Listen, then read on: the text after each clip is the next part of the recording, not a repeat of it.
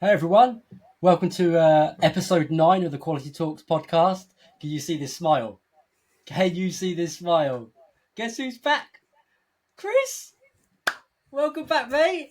I know it's been a long time. It's probably been about 5 months, I think, but I'm glad to be back and excited to what the next few episodes have in store for myself, but obviously our viewers as well, and what the whole of 2025 looks like. Exciting times ahead, but like I say, I'm glad to be back and alongside you. I left you alone for too long, I think, I but know. we've had many a great guests come on as well, and help plug that Geordie gap. And there's been some great conversations, and It yeah, has, yeah. it's been doing good. We've had some great guests on, but no, nobody can replace the big Geordie hole I've had in my heart for the last number of months, mate. So it's great. It's really great to have you back, and it's kind of fitting for this episode, right? As well, because we're going to be reflecting back on obviously the year and just talking a bit about what the what kind of like our original expectations were for this podcast and what we've achieved over the year, but also looking into 2025 and doing a bit of what's next discussion. So that would be really cool to kind of just shoot the breeze and do some reflection. We've got a very special guest joining us later in the show as well, because we opened some stuff up to ask us anything, didn't we? And yeah, Santa's going to be joining us for this episode later. Do you know how hard that man is to pin down? But I mean, somebody apparently there's this thing called Christmas that he has to deal with this time of year. So trying to get him on right now was probably not the best thing. But yeah, we've managed to line him up anyway, even if it's only for a few minutes. Later on in the show, he's going to be joining us live from the North Pole. From the North Pole, all right. So that'll be exciting. He's really looking forward to seeing you, Chris. He's so He's like Geordie double. He's well, no. Do you know what it is? He said to me when I was speaking to him, and do you know what? How hard it was. I had to go through Mrs. Claus before I got to Mrs. Claus. I had to go through the elves.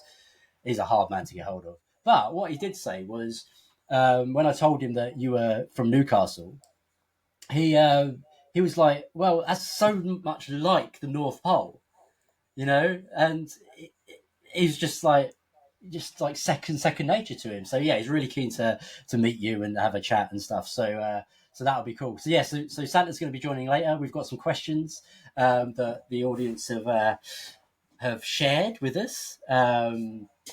So before we get into all that though, let's just do a quick update on some numbers. I mean, we can obviously do some of this during the reflection back, but currently on YouTube, we've hit 165 YouTube subscribers. That's pretty good, right? This is really good. That's pretty good. And that's with me droning on over the last few months. If I'd have had you with me, we'd be well over 500 by now. So yeah, that's really great. And so thank you to everybody for subscribing and following us and supporting. We really do appreciate it. We were just chatting beforehand actually, and we were looking at the LinkedIn followers. We're fast approaching 700 followers on our LinkedIn page. I can't believe that. I mean, I've been keeping track of the progress and how things have been going, and we've had so much engagement through LinkedIn, and to see the numbers go up, it seems like every single month we've been jumping up almost like 100 followers. So, and when you go into the stats and stuff, and you see where people are placed, like throughout the world and stuff as well. This isn't just something that's hitting the UK. We've got a lot of listeners from overseas, which is fantastic to see. So it's great that we have such diversity in our listening pool as well. Yeah, it's really great, and I think that obviously the as I said before, the LinkedIn page is there for us to try and drive a bit of community around the podcast, and get some interactions, and it's been great when people have kind of dropped comments in and questions for the shows. It's really helped, especially when we've had to get the guests on. and just giving us some ideas about what we can do for the future as well. So thanks so much for following us on LinkedIn. Definitely use that forum as a means to share your thoughts and ideas and feedback, because that really helps us just keep building and enhancing the content that we're obviously able to create for all of you, whether you're listening or you're watching on YouTube. I do have one ask, and I ask this every time, Chris. You'll know this because obviously you've been watching and listening. If we had all 692 of those people subscribe on YouTube, that would be awesome, right? I know. I'm hoping that 165 of those followers are the ones that have already subscribed. What do you reckon? Or could it even be that we've got extra people out there that aren't part of the LinkedIn community that have already subscribed? Maybe that's for something for Santa to automate with the help of his elves, some cross-reference tool, maybe. Yeah, maybe, yeah. Well, I'll definitely have to ask him later to see if there's anything he can do to get people on that good. What is it? It's a naughty list and a nice list. Is it nice list? Nice list, yeah. Yeah, it's a nice list. I don't know whether I'm on it or not, so I don't even know whether it's a thing. I'm sure if we give him a few mulled wine, then we'll quickly find ourselves on the nice list, right? Yeah, I've heard he's pretty easy to bribe. So so we'll definitely ask him. So cool. So Chris, then let's catch up, mate, because we haven't spoken. It's been a We've while, been speaking, but we haven't spoken on this podcast for a long time, and I know like people the guests that have come on, and those that know you and being the co-host have obviously missed you not being around, but not as much as me, right? Obviously, I have the most. But I thank everybody that has kind of stepped in as well. Obviously, I had Vern on as a co-host on one of the episodes. We've had loads of guests come on, which has been really great. And I know that there's some guests that you wanted to be part of the conversation with as well. Yes, so obviously, we're going to have to make sure we get people back part on. Part two lined up. Yeah, to continue those discussions.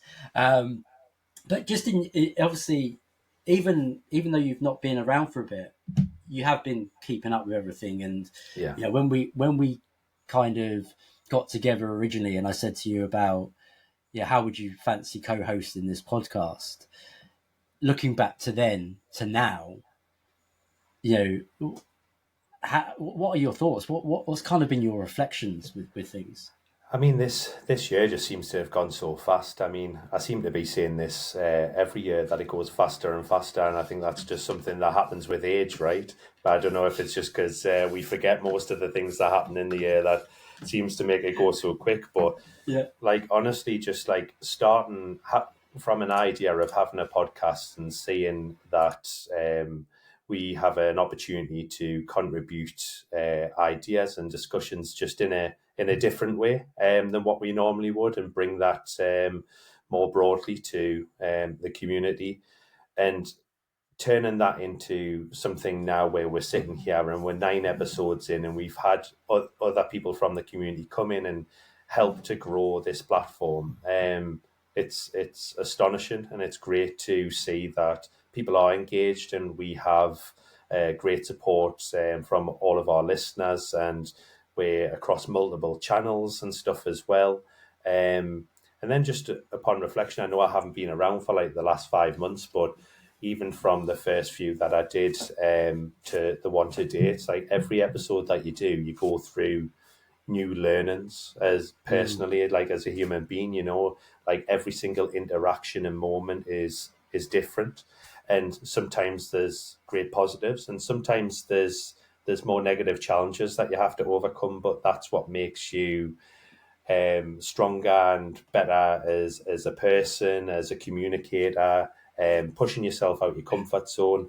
You learn a lot about yourself, and I think this podcast has certainly enabled me to do that upon self-reflection, so it's pretty awesome to see where we've got to, but it's makes us even more excited that this is just the beginning. We always said it was going to be kind of light-hearted. We weren't going to take a really structured and formal approach. This is very much about us allowing ourselves to be vulnerable through this setting as well, and connect with our users and just be really real, like don't always just talk about all of the great things, talk about the struggles so people can actually relate. And I think we've been able to capture that quite well throughout this year, and long may that continue into 2025 as we try to hit 1,000 people through our LinkedIn profile, and hopefully we can get up to similar numbers with YouTube and stuff as well. But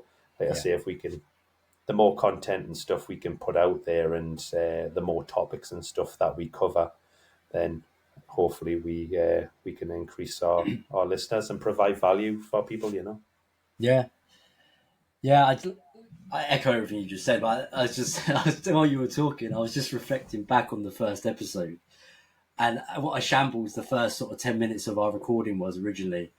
It's like we didn't know what we were saying. We were very open, and so we had no idea of what we were doing either.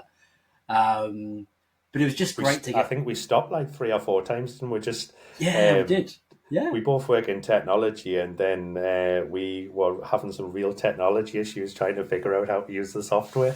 It was how to use the software. It was just like what to say, how to say it, and I think had mind blanks as well. I had to stop. Brain farts. I almost didn't even know who I was. If you could ask us my name, I probably would have forgot that as well. I think I just put too much pressure on myself initially, but I think there's learnings, isn't there? Yeah, and I think that's the thing. I think it's the learning over the last few months that I've really valued just doing this. The podcast itself, and as we discussed in the very first episode, it's something that I've been wanting to do for a long time, but at the same time, I didn't have the confidence to do it on my own. And actually, as well, it's kind of like that situation of like putting that pressure on yourself to do it on your own, right? It's not just the confidence; it's So when we had that conversation and sort of said, do you fancy doing it with me? And you were like, yeah, it just felt right. So even just those first few episodes that we were able to do together, and the learnings we took from that, and let's face it, right? We love talking. We were talking for an hour before we even started pressing record, right? And this was really our opportunity to kind of talk about the things we talk about, but also share them with everybody else out in the community. Some of them will be relatable to everyone. Some of them will just be relatable to us. But there's meaning behind everything we've been saying. And I think for me, it's just watching back and listening back. I find it's just interesting to see how things, like just between episodes, that they're a bit more structured, or the flow of the conversation is more confident, and so on and so on. And it's all about the learnings that we've had, right? And when you weren't around, the thought of bringing guests on scared the hell out of me, because, and that's what we said originally as well, wasn't it? About we didn't want to bring guests on until we'd really settled in, and so it kind of come a lot sooner than we thought. But again, it's worked really well. I think it's I'm really excited about as we move into next year, what this podcast can become, but not just the podcast, the whole Quality Talks brand as a whole. Yeah. Because it's got real legs, and we were talking beforehand, weren't we, about what we would like to do next year, and whether that's taking the podcast on the road or doing meetups or whatever that looks like. There's a lot there that we're thinking about expanding to. Yeah, I think like the idea of taking it on the road is something I'm like really behind, and we've spoke about it quite a bit. It's like, how can we use this as an opportunity again to get more people involved and give people a different type of opportunity to get themselves out there as well? Because it seems as though like not everybody is confident enough to stand up on stage live in front of a load of people. Podcasts are pre-recorded, and there is it can be a little bit more relaxing to know that not everything has to be perfect. And because we set the expectation ourselves that we don't expect perfection either, it's just about us being total realists and just understand if there is a hiccup, we just ride that hiccup, and we learn from it. And I think that creates a nice experience for those who want to get involved as well, that pressure is taken away, but then they can potentially have somewhere that they can go to share their experiences, to get their name out there, to talk about the subjects that matter without that pressurized environment that sometimes holds people back from sharing their views or their experiences with the community. And I think the more opportunities we can have like that, the more we get people talking and the more ideas come out and communities grow stronger, and the possibilities are endless from that. But I think sometimes it's our environment that doesn't allow us to get the most out of ourselves. So I think the more things we can do to encourage that across the community and stuff, I think that it'll pay dividends for the whole community. Yeah, I think it's I think. I mean, we've done different things together, haven't we? In terms of we've spoken on stage at conference, and and trying to create environments where people can come together and feel comfortable sharing their ideas and getting involved in different conversations. And some people are comfortable with being on a podcast, some people are comfortable with blogging, some people are comfortable with whatever they feel most comfortable with. We should try and provide those platforms to people to share their ideas and get their ideas out there, right? And it can just take a moment, right, for somebody to be on a podcast or be on on a 99-second talk that you'll see a Ministry of Testing test bash, or just going to a meetup and putting their hand up in the audience and asking a question. That can trigger so many more things for people. And that's when we started this podcast, that's what I was really hoping we'd be able to do, and that give people opportunities to come on, talk. There's been a lot of people that have contacted us to say they'd like to come on the show. And anybody that has contacted us and asked to come on the show, we're not ignoring you. It's just that obviously we've had a lot going on with everything, and we've created kind of like a bit of a backlog of people to get in contact with.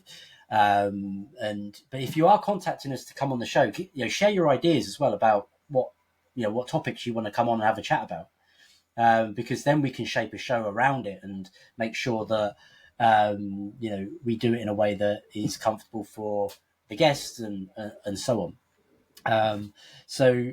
If coming into 2025, we want to create more opportunities for people to do that, and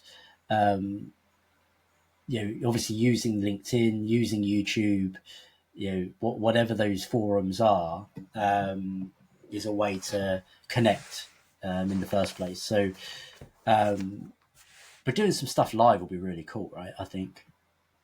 Yeah, I think it's healthy to have a mix. I would love to see us, like you say, take this to conferences, the bigger stage and platforms, and see what we can do there. Maybe take an alternative approach to communicating live at conferences. Like, not share too much on that. I know we've talked about some ideas, so kind of watch this space. But I think a combination of live and podcasts, and like you've spoke openly about wanting to write a book as well, and then having the opportunity for blog posts as well, where we contribute and community contributes to it as well. And I think like you say, the more opportunities, the better, because we don't all learn in the same way as well. Like you can give out the same information in so many different styles, because like not everybody is created equal in the sense that like I'm more of a visual learner, so seeing somebody do something through a workshop or listening to the podcast, but also having the option on YouTube to like actually see the interaction and the body language, I get a lot more from it. Whereas Yeah. some people can connect more without the visual experience and learn a lot from like blog posts and things like that. So, like I say, if we can have diversity in our communication styles and practices, then I think that's can only lead to good things. Yeah, absolutely, absolutely. And just from a personal perspective, Chris, Mm-hmm. when you sort of came into this podcast, or took this on as a project, let's say, Yeah. alongside me, what was it you were hoping to get out of it, and as on a personal level? Because As yeah, I don't. I mean, Go on. go on. Yeah, like on a personal level, I suppose it was, if I'm being honest, overcoming a lot of fears. Mm, Um, I think, and like I'm totally okay, like opening up and talking about that. I think vulnerability, especially like in leadership and stuff, is incredibly important. And anybody who it is. knows me knows I do speak very openly about like my own experiences and stuff. Ever since I was a child, I've never been one to stand up in front of the class and give the presentation. I even like when you were a young child, like standing in the living room and dancing on in front of your parents and getting everybody in your family to watch you for Yeah. like 30 minutes. It's never been a one for me. It was something that I'd always shied away from. And I think since coming into this industry as well, from, if anybody knows me background, like in motor manufacturing industry, I've kind of took it as an opportunity to break down some of those fears and misconceptions I had about myself. Mm, So coming into the podcast, I was incredibly nervous. Certainly imposter syndrome, comparing myself to other podcast hosts and even people who go on the podcast as guests and stuff as well. But I think I just wanted to become more comfortable within myself yeah. and knowing that whatever I do is good enough as long as my intentions are that I'm going to try my best, and Mm, that's all I can expect of myself. And I think that's been like a really important lesson through, especially the first few. The first few are always the most intimidating, but being able to go through that journey as well with somebody like yourself as well makes it a lot easier. And then also having guests on and stuff as well, like you mentioned, intimidating experience. But when people come on and you've got the right environment around you, things become a lot easier. So I think it's certainly been a learning curve. And although I haven't been around for a while as well, I've certainly learned a lot about myself during this experience, and long may that continue into 2025. Hopefully get faced with more challenges that I can overcome, and yeah, just become better as a communicator, and like I say, through many different platforms as well, not just the podcast, but Quality Talks as a brand. What about yourself? Taking on this journey as the obviously the main host of the Quality Talks podcast. Thinking back to yeah. when you had the idea of starting it, like how's things been across that journey, and what would you say your main learning is that you've taken out of this year, and do you feel like you've met your expectations of what you initially had starting it Mm. to where you are now upon self-reflection?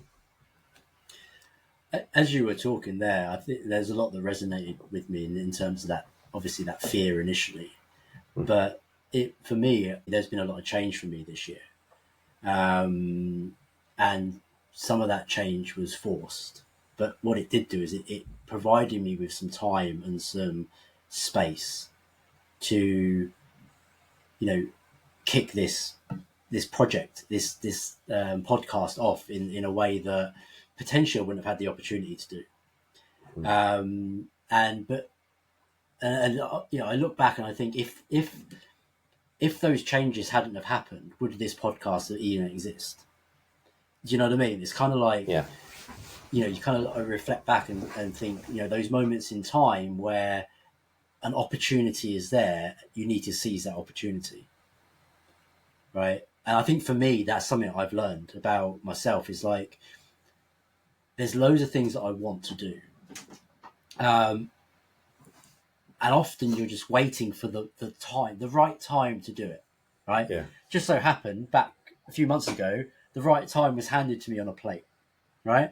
Not in the best circumstance, I'll be open to admit, but it was handed to me on a plate like, you've got some time, Stu, right? Yeah. But that's not always the case. It's very, very often it's not the case.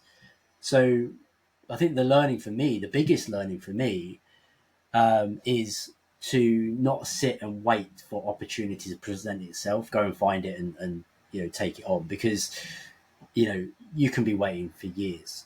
It's not quite the right time, or I haven't got time to do this, I haven't got time.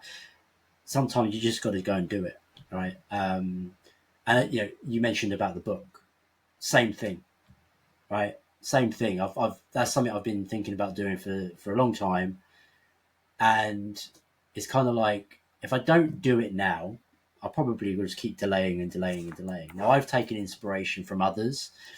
Obviously, we had Nicola and Vern on the last show talking about their new book. Mm-hmm. That was inspiring. Just Definitely. I mean, I never even knew Vern could spell, let alone write a book. I mean, that's incredible. I'm so proud of Vern, right? Love you, Vern. So yeah, I think for me, it's more about just seizing those opportunities and not necessarily, waiting for the right time, But then in terms of the other part around, has it gone as I expected? It's gone so much better than I expected. Honestly, it's, from the first episode where, we just, we didn't know what we were doing. Mm-hmm. Right? We didn't have a clue. But we had fun, right? We enjoyed it. We enjoyed talking. We enjoyed sharing our experiences. And I think it's just from that moment, doing that first episode with you, and then leading into the second one, and then so on and so on. I just think it's just got better and better. And whilst, not having you around's been really hard, and I'm loving the fact you're back now, right? Internally, Back I'm for buzzing. good. Internally, I'm buzzing. So, it's been great to have guests on, right? But then there's a different level of pressure that kind of comes with that, to your point about making sure the environment's safe for them to feel comfortable. We're not putting them under any necessary stress with questions or whatever. So, yeah, I think it's, on a personal level, I've taken so much from it already. Yes, it's a massive commitment. So anybody that's looking to start a podcast, and I've had some conversations with people in recent weeks about starting podcasts, it's a big commitment, Yeah. And you want to make sure the content's valuable to people. We talk about value in what we do on a day-to-day basis, right? The software that we build, the customer experience we provide. Same thing with the podcast, right? We want to make sure it's valuable to people, and that's can be quite high pressure. So being able to handle that as well, I think, is kind of as a learning for me. So yeah, I mean, all round, I'm loving it. I love it. I love the interactions from the community. I love the guests we've had on. I love the feedback we've been getting to help us improve as well. Whether that be, comments on YouTube, comments on the posts that we put out, people messaging directly, it's great. It's just, that's what you want, right? And I just want more of that to keep coming from people. More contributions to help us keep building. So. I think I just wrote down there comfort zone and learnings just as you were talking, and like obviously I haven't been around for a while, and that kind of forced the agenda to bring on people probably earlier than what we were initially anticipating. But I Yeah. think upon like reflection as well, like not just in that situation, but many others, like sometimes we can hold ourselves back looking for the right opportunity. But Yeah. what the right opportunity doesn't always present itself. And like you say, sometimes you've got to go for it, because putting yourself out your comfort zone is the only opportunity you're going to get the experience and to Mm. find those learnings. Otherwise, you could just be waiting forever. So I think out of some unfortunate circumstances, like as you and the guests have been able to leverage that as great learning opportunities, and I think that's really what's driven the podcast to where it is now at the end of 2024, Mm. turning some of those unforeseen circumstances into real positive and growth opportunities. So, I mean, I think you've done an incredible job of like single-handedly managing the podcast up to this point, and like just a massive thank you to the guests who have come on, and also those people who have commented via the various platforms that we're hosting on now. Because without that, we wouldn't be where we are. And like Stu said, hopefully, we can encourage more people to get involved and keep supporting this platform going into 2025, and help us continue to shape it to something that provides the most value to each and every person. The other thing I've really loved is, there's more and more podcasts spinning out, right? Yeah, And but everybody's supportive of each other. It's not yeah, like you're in competition, right? And you know, Chris Armstrong put a post out. Yeah, I think it was yesterday. Was it? I think it was yesterday yeah. I when think we were it was. recording Yeah, this. Listing just how many podcasts and recognizing how many podcasts are out there now that the people should just go and subscribe to and listen to, because you know there's an array of content. There's an array of different styles of hosting and experience out there, um, and it's nice to have that flavor of just you know different different media you can just tap into, and different sort of opinions and stuff like that. Um, so I think I love the fact that there's that support as well, and Christy even mentioned his own podcast, the Testing Peers one, which has been around for absolutely ages. I think well over 100 episodes that team has done, and it's brilliant, right? I often listen to the Testing Peers podcast when I'm for a walk or running and stuff like that, because it's just a really chilled vibe, and they do a great job. They get great guests on, and you can see that so they're all really comfortable with doing what they do now, and I think it's great. And then obviously more recently you've got the Vernon Richards show with Vernon Richards and Richard Bradshaw, and again different style, right? Different style. And just watching those guys just gradually feeling more comfortable with what they're doing, and mm-hmm. finding their feet, and building that dynamic. I think it's just great. And as I say, I was chatting to somebody the other day that's going to be launching a new one in January time as well. So I think there's more and more podcasts coming out, which is great. The challenge will always be not just rinsing and repeating the same stuff, and that's going to be obviously a challenge for us as well. And you have to keep an eye on what everybody else is doing. But I think the support everybody gives each other is really great, and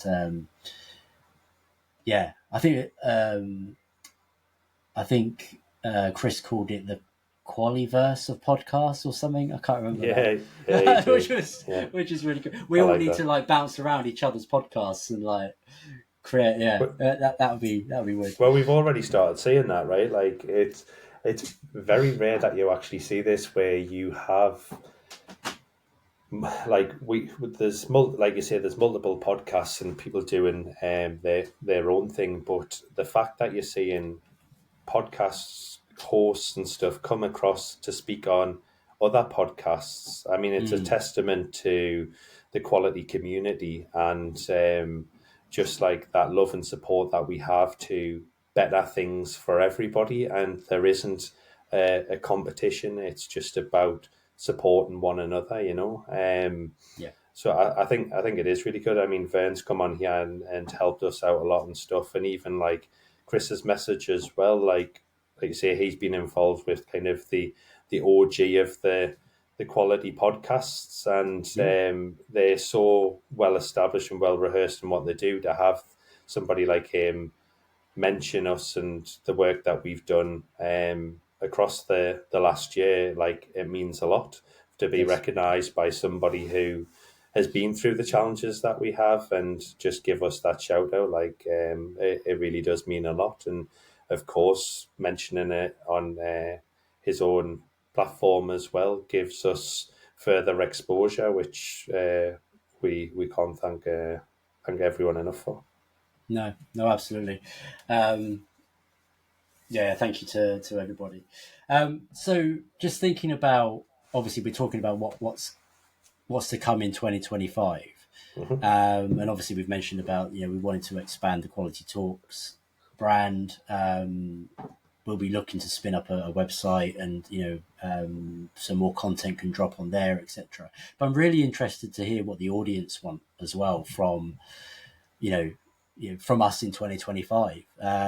So if those people that are listening or watching this, what do you want? What do you want to see? What do you want to hear? Not just in the podcast perspective. We've spoken about taking the podcast on the road, maybe spinning up some meetups. But what ideas? What would you like to see? What sort of guests would you like to see on the show? Um, Let us know. Right, let us know, and we'll endeavour to meet those needs of the customers, right, and provide that value that we so desperately seek to provide to everybody. But yeah, drop a comment on, if you're watching it on YouTube, drop a comment in the comments, or hit us up on LinkedIn, and yeah, just let us know. What's going on. But on a more personal level, Chris, before we're going to get into the AMA, and Santa, yeah, I think he's not far away actually.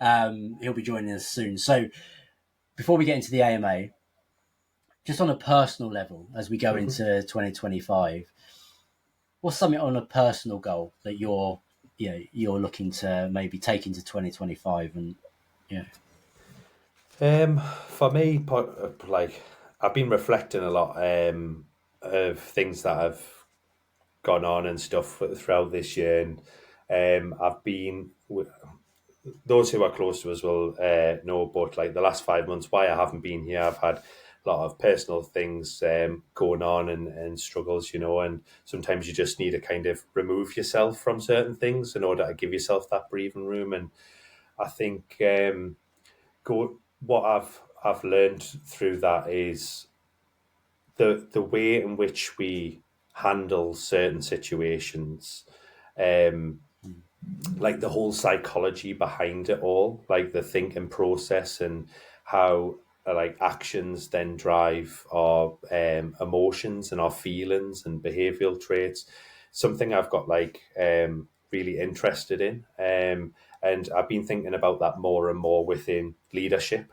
And this doesn't have to be with like when I say leadership, it's not just somebody who has line management responsibilities within their leadership role. It can be like kind of an individual leader as well. So if you're like an Esther or a quality engineer leading in a team, like the psychology behind certain decisions, the power of influence, like looking at things like more active listening and not mm, a lot of the time we might listen to respond, and actually it's listening to understand. And a lot of these yeah, different things that I'm just starting to embark on to like build more understanding and skills within my own leadership, by broadening my horizons around human psychology and human behaviours and stuff as well, to improve interactions and my coaching style and things like that. So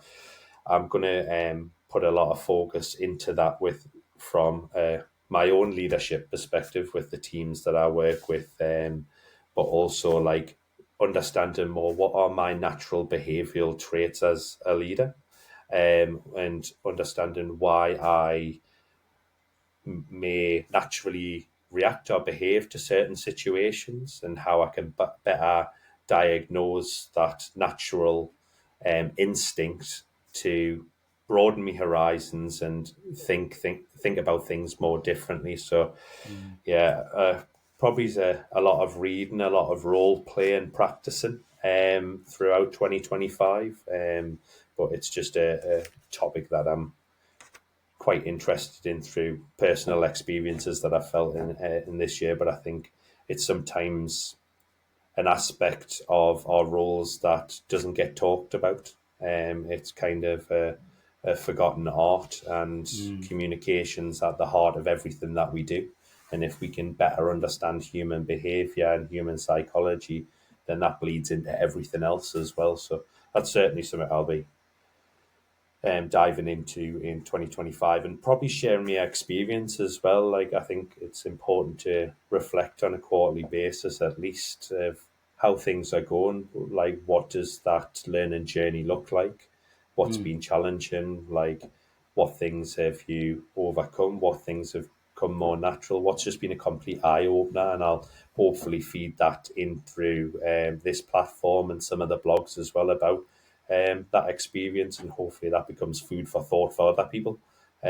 Or if they've got experiences they would want to share with me that they feel might be beneficial for myself, I would love to hear it as well. So yeah, I'm excited for 2025. I think it's going to be a good year for personal growth, as well as the growth of the Quality Talks brand as well. So looking forward to it.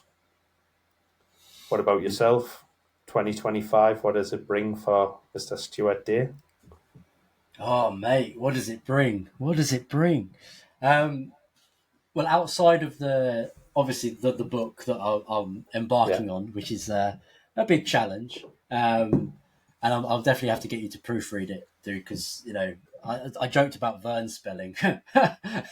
There's some issues in my spelling already. I'll put a few Geordie words in for you. Do Don't you know worry. what? I might, yeah, maybe you can write a whole chapter for me just in Geordie.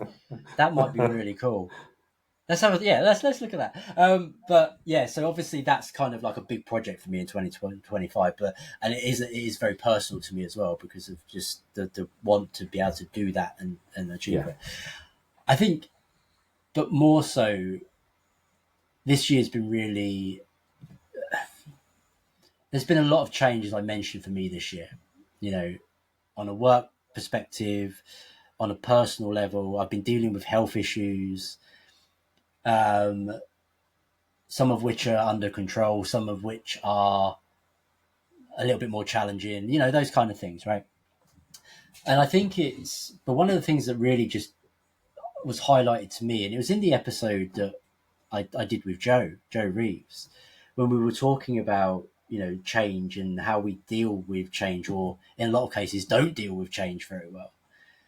Um, and, we don't get that closure when we don't honor endings as we maybe honor new beginnings. We celebrate new beginnings, but we don't honor the endings and Mm-hmm. even celebrate the endings, right? Um, and that for me is something that I want to be more aware of in my own personal life. And I think that change is inevitable. How we handle that change, we have, regardless of whether that change is forced on us or we choose it ourselves, there is a way for us to manage it. And I feel like this year I've learned a lot around how I respond to different types of change. Mm-hmm. Um, and changing jobs, it's taken me a while to sort of settle in after being in my old role for 5 years. Things, and I went through a whole mental piece of, am I even capable of doing this? Right, changing jobs, different companies, starting again, and that realization over the last couple of months of like, yeah, I am, and the support I've had from the team, that I'm with now has been brilliant, right? And they're like, yeah, absolutely, all the trust, all the confidence, this, that, and the other. But I've got to do that on me. I'm the one that needs to have the confidence in myself, and to do it. So it's just for me. I think being able to handle change differently, trying to remove that imposter syndrome as much as I can, but not necessarily remove it, just handle it differently. And it doesn't matter who you are and how many years experience you've got and how people see you in an industry or whatever that is. They won't know what's going on internally to yourself, right? They don't know what battles you're fighting on a day-to-day basis, whether that be physically, mentally, or whatever. And you mentioned about being vulnerable. I'm better at being vulnerable, especially in leadership. You know this, right? I'm a very vulnerable leader, and I'll always be that way now. But what I want to take into 2025 is just more awareness about how I deal with change, and how I react to change, and just take more control of that. And I want to get Joe back on because we could have been chatting for hours on that topic, right? Because I'm lucky though, because Joe does coaching where I work now, so I can speak to her quite often. But it would be great to get her back on. So yeah, for me, there's a lot of reflection around that that I wanna delve into a bit more. No, I think that you've mentioned some good things. And I think that's like even just with you saying it, there's things that I can take away just from your goals. When you reflect on what somebody else is working on, you think how you can apply that to your learnings and stuff as well. And I think sometimes we can allow, like I said before, like our environment around us to control a lot of the time how we feel, and then as a consequence of our feelings, how we react. So the better we learn to kind of disconnect ourselves from what's going on around us and just think about, one, acknowledging that emotion when it does come up, what does that mean for us, and then giving us the time to really think about how do we want to proceed forward from a particular event and stuff. I think, and that goes into kind of one of my goals around like understanding the psychology and like of decision making, and like just us as human beings and our emotions and how we act and feed off them as well. So yeah, it's going to be an interesting 2025. Yeah, it And I'm definitely definitely will be. excited to have Joe come back on, because obviously I missed that one. But as you know, I listened to it and then I sent you like almost half a book's worth of notes of things I was writing down and Yeah, personal reflections. And yeah, it's amazing. yeah, I need time with Joe to go through that myself, I think. We turned it into our own little therapy session. Yeah, Yeah. everybody can listen in. It's fine. It's fine. Listen, we can carry on like for ages, but we have got a big guest about to join us. So yeah, I'm really excited. I can't believe we managed to get the big man himself on the show. It's like, oh man, we see all the we love all the guests we've had, but we needed to end the year on a real high, didn't we? So yeah, we only bring the best for our audience. So shall we bring him on, Chris? Shall we Yeah, bring him on? I think he's probably had enough of the pies that we've put out. So I think I think we've warmed up his tummy with some of the mulled wines. So I think we best bring him on now. Yeah, shall we do that? So let's bring on our very special guest then, everyone. Welcome, Santa. How are you? Hello, everyone. I'm very well, thank you. Thank you very much for having me on the show, Stu and Chris. It's a privilege to be here. Do you know what? I'm so happy to have you on. This is brilliant. Do you know what though? Mrs. Claus, she's a very demanding lady, isn't she? Yes, Mrs. Claus definitely wears the trousers. I can tell you that much, especially this time of year. She certainly keeps me on track and on schedule for all the big stuff that's happening. So I'm very appreciative of her. I have to say that, obviously, because she might be well listening to this at some point. So yes, but no, she keeps me in check. Yeah, yeah. She honestly, Chris, she made me really work to get Santa to come on the show. But it's great to have you on. Um, I know you can't stay very long, so we need to kind of get into the ask us anything questions that the guests have shared. And funnily enough, they've said a lot of the questions are geared at yourself, Santa. So I hope you're prepared. Um, I didn't share them with you clearly because obviously, Christmas magic and all that. I'm assuming you already know, right? I mean, you already know that me and Chris are on the nice list, don't you? Yeah. Well, I don't actually know if you're on the nice list, Stu and Chris, because I checked it before I came on the show and I couldn't find your name. So I need to double check to be sure. So don't go assuming you may not be on there. What do you mean? Oh, hold on a minute. I, We did I, have. I thought we'd bribed Santa enough to be on the good list.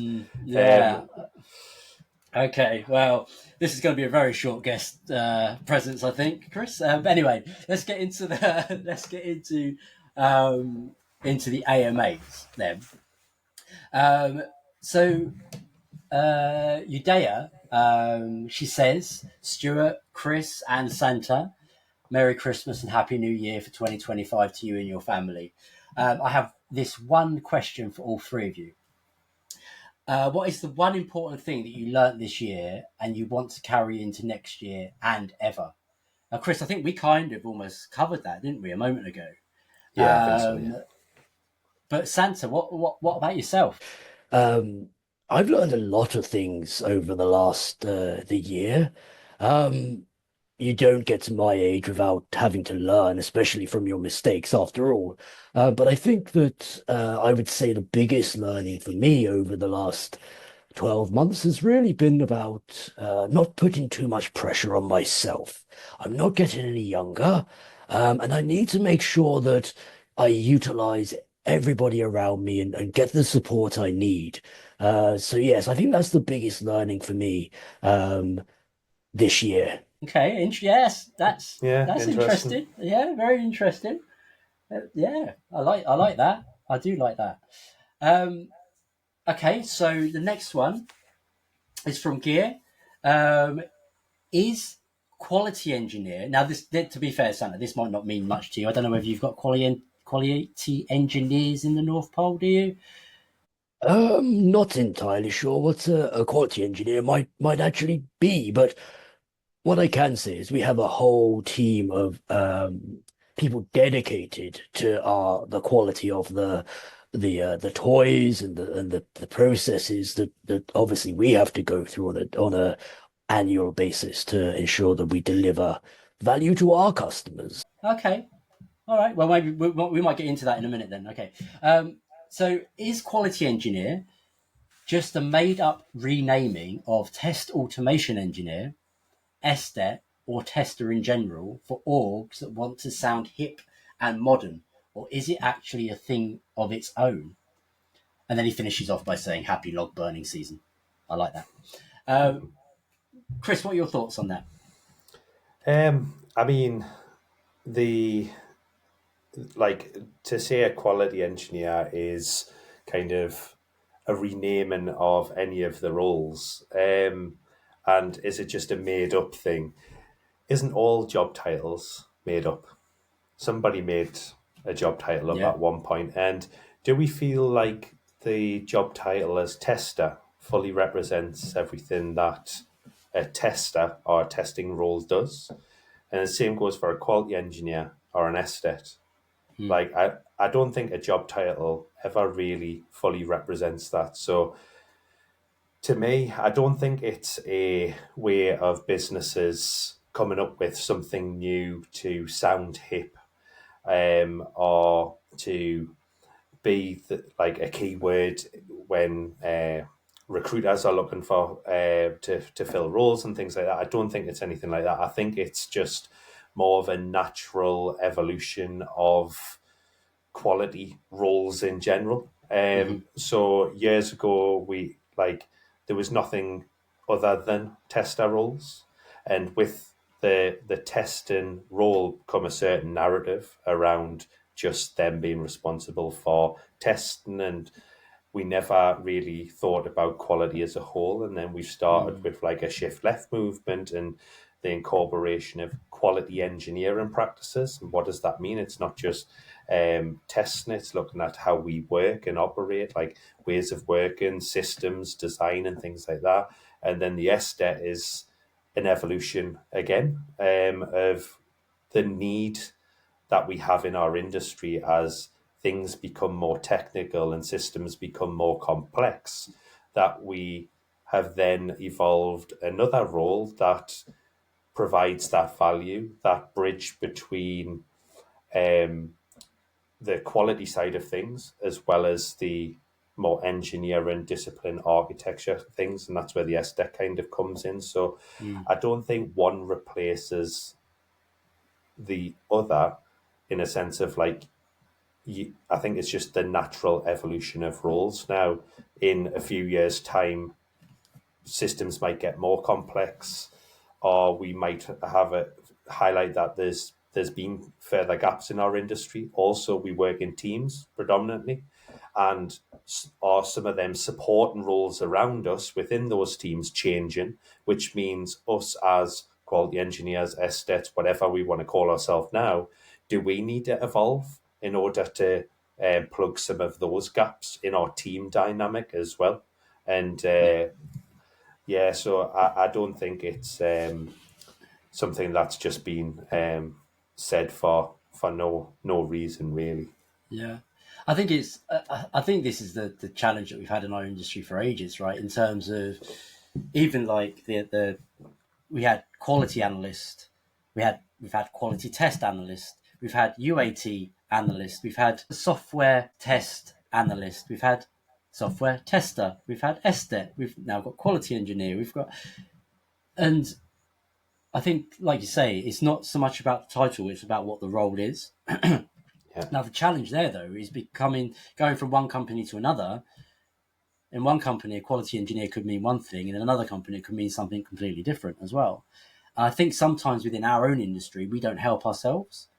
You know, you go from one company to another as a software engineer, they're probably going to be, you know, you kind of know what you're getting, right? But for me, I think the quality engineer role is supplements the SDET role in the sense of it's more of a glue work role around quality as a whole. So it's creating those connections with product, with software engineering, with delivery, and so on and so on, looking at the bigger picture for holistic quality. Whereas I look at an SDET more as, you know, obviously a focusing on the technical implementation or engineering for testing tools and driving that kind of thing. But it does vary, and it will continue to vary. I don't necessarily think it's something to be hip and modern. But you look at DevOps. I'm going to say it. I'm going to do it. I'm going to go there. I'm going to get on my high horse about DevOps and this whole thing about DevOps engineers, right? There is no such thing as a DevOps engineer because DevOps is a cultural thing. It's not a role, right? And you could argue that quality engineering becomes a cultural thing, and therefore the quality engineer isn't really a role. But I don't, you know. So again, there is that whole kind of discussion to be had, and actually not maybe. Let's bring this into another show where we can delve into it a bit more and maybe bring other people on to share their opinions as well. But it's a great question. It It's is a great really, question. really is a good question. Yeah. Okay, so we've got one from AD Stokes. Great to have you on the show, AD. And it's for you, Santa. Sorry. It's quite a difficult one as well. We've seen very traditional and modern North Poles in films. There's so many films about you. I hope you're getting royalties. That's all I can say. So, what software do you have, and how is it developed and tested? If it's made by Magic, how do you know it is infallible without testing? So, what are your thoughts? Actually, before you start, I appreciate there's confidentiality about how the North Pole works and all that kind of stuff. So just share what you can. Okay. Well, this is a very good question, AD. Obviously, a lot of what you see in the films isn't necessarily true, and a lot of that is because we have to, you know, preserve our identity and ensure that we're not hacked and we're safe in the security perspective. So a lot of what you see in the films is actually made up. Um, what I can say though is that over the years we've been using AI a lot, and I'm talking for many, many, many, many years. Um, so AI, for those that don't know, is uh, artificial intelligence. And it's quite um, an old way of approaching things here in the Arctic at the North Pole. So we're actually looking at ways in which we can improve our processes and our software and to make sure that it is safe and everything that we do is secure and nobody can actually find us where we are. I've seen in a new film recently, I think it's called Red One. It's got The Rock in it. The Rock, Dwayne Johnson, don't you know? Um, I don't have Dwayne Johnson here looking after me, but we have to be extra careful so that nobody finds us. So we're we're currently working on a new platform or a new framework called Shelf. And that stands for, I need to get this right now because else the team will endeavor to put me right if I don't. It's called Software Happiness Exploration and Learning Framework. So that's called Shelf. Now we've got a lot of elves on the Shelf platform, and they're really enjoying it. It's still a work in progress, but it's really sort of helping us to explore the software that we have and what we develop and make sure that it's of the right quality. So I've got a whole team of people that look after this kind of thing. I'm quite old now, so even using my is it a mobile phone? Yeah, I think that's what it's called. Even using that to speak to Mrs. Claus, I sometimes struggle. These glasses aren't quite what they used to be, and I don't often get to go to Specsavers, so it can be quite difficult to improve my eyesight, and therefore, obviously, I need a screen with a lots of big font and all that kind of stuff. But I digress. Not answering your question, is it, AD? But I hope that I've kind of given you some ideas of how we go about ensuring our software is of a high standard. And as I say, we're now using this new framework called Shelf. And we have lots of elves on Shelf. So yes, hopefully that answers your question. Wow, that's actually really insightful. To be fair, I didn't expect that. So do you know what? I'm going to go away and have a look at all these films now and look at what different software and stuff that is being used. But that's interesting. That's interesting that knowing that the elves have got a much bigger responsibility than just wrapping the gifts and that kind of thing. I always thought it was just magic, power, and everything, but it's nice to get Yeah. that perspective from Santa himself. That It, there's a lot more to it, and maybe it's just the magic's just the fuel for the systems. yeah, exactly. And this is why it's so great to have such a great guest on, delving into some of these things that we don't ever get to talk about. Right? They're all just out there. We should never assume, should we? We should never assume. Um, another one. So from Simon Pryor. That's another one for the big man, and it doesn't mean you, Chris. We've got two big men on this show today. Um, how does so okay, Santa? Okay, how do you ensure that culture of quality is embedded into your delivery process? Now, I'm pretty sure you don't use Royal Mail or anything like that, do you? Okay, so what's kind of like? Do you know what a culture of quality is, right? Yes, yes, I know what a cultural quality is. Yes, thank you. Yes, yes. Okay, cool, good, great. So how do you ensure that that's embedded into your delivery process? So I will say that yes, no, we don't use Royal Mail. But in terms of a culture of quality, when it comes to our delivery process, um, I'm very much reliant on Mrs. Claus to really drive that culture. Help us all understand what's expected of us. What quality really means in terms of, not just how we deliver all the presents to all the boys and girls around the world, uh, but the actual quality of those gifts in the first place and how we make them. It's not all magic. So she's very much drives that culture and understanding of the values we need to uphold, and she measures us consistently, don't you know? Um, and she recently partnered with Amazon on AWS, I think it's called. I think I've got that right.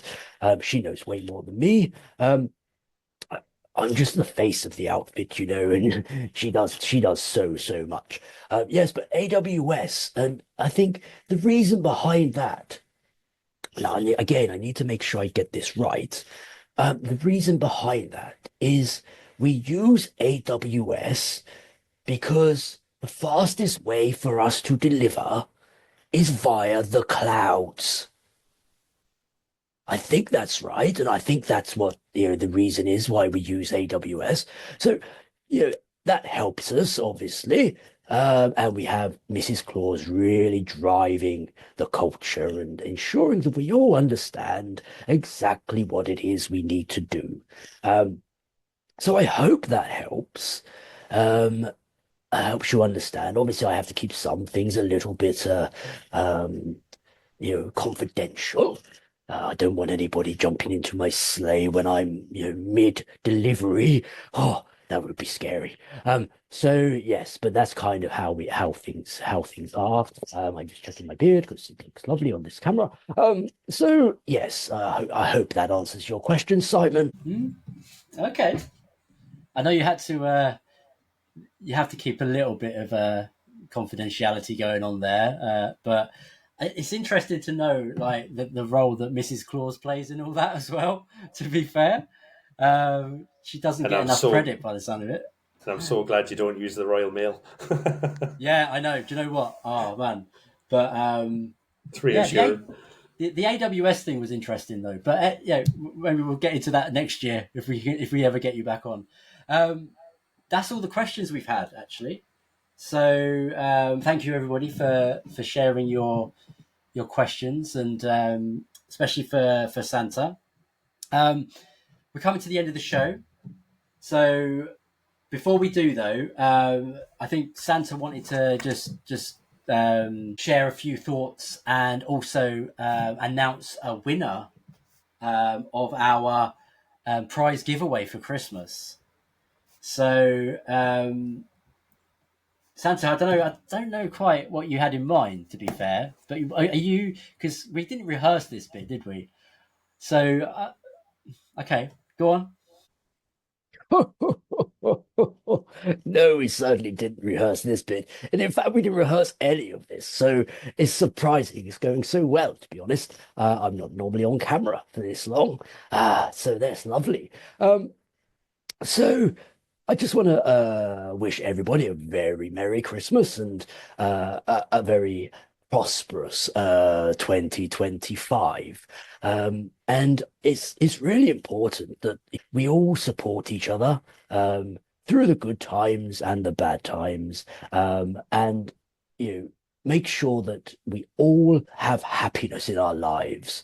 It's very, very important. So whatever you're doing in 2025, happiness is my gift to you all. Okay. Now, before we go, I've got the really important task of announcing the Quality Talks podcast giveaway winner. Oh, so exciting. So as Stuart said, we haven't rehearsed this. He doesn't have a clue what I'm about to say either. So this is quite funny because I've decided, as it's Christmas, that everybody that sent a question in and had their question read out will receive a prize this Christmas. So congratulations, everybody, and thank you so, so much for all your questions. I've thoroughly enjoyed being on the show, and hopefully I may come back again. If I'm invited, or if Quality Talks doesn't want me back on, but another podcast does, I'm free for bookings. So just need to speak to Mrs. Claus, and she will sort you out. So thank you, everybody. Congratulations to all the winners. Thank you, Stu. Thank you, Chris. Chris, the other big man. I love Newcastle. It's so much like the North Pole. It's nice and chilly. I love it. I even wear shorts in the winter, don't you know? Not on the sleigh, though. Uh, have a lovely Christmas, everybody. Bye-bye. Right. Okay. So everybody's getting a prize. Right. Okay. So everybody that contributed a question is getting a prize of some sort. So congratulations, everybody. Santa's just made your Christmas. And are you paying Santa? I was just asking. That So mulled wine has made him very generous. I knew we could bribe him, but I didn't think it would turn out to be such a success. I know, mate. Honestly. Well, thank you, Santa, for joining the show. Thank you for bleeding us dry as well with all those gifts. I hope your Christmas goes very, very well, and you have a very safe journey around the world on Christmas Eve. Hopefully, we can get you back on next year as well. So, thank you for joining the show. We really appreciate it. So, any last words from you, Chris, before we wrap up for 2024? Thanks again, just to everybody for your contributions and your support. And I look forward to what 2025 brings, and we'll keep you updated on those personal goals, but also how we're tracking with our expectations of what we want to achieve with the Quality Talks brand, not just the podcast, in 2025. I hope everybody has a fantastic festive season and a great new year. And I look forward to catching up with you in January. Yeah, echo everything Chris has just said there, everyone, and thank you so much for all the support you've given us this year. It really has been great. Really looking forward to embarking on 2025 with everybody. And as I say, just if you've got ideas on what you want to hear from us in 2025, let us know. Drop us some messages, drop us some comments, whatever it is. Go over to the YouTube channel. Obviously, if you're watching this now, you're on the YouTube channel, so hit that subscribe button.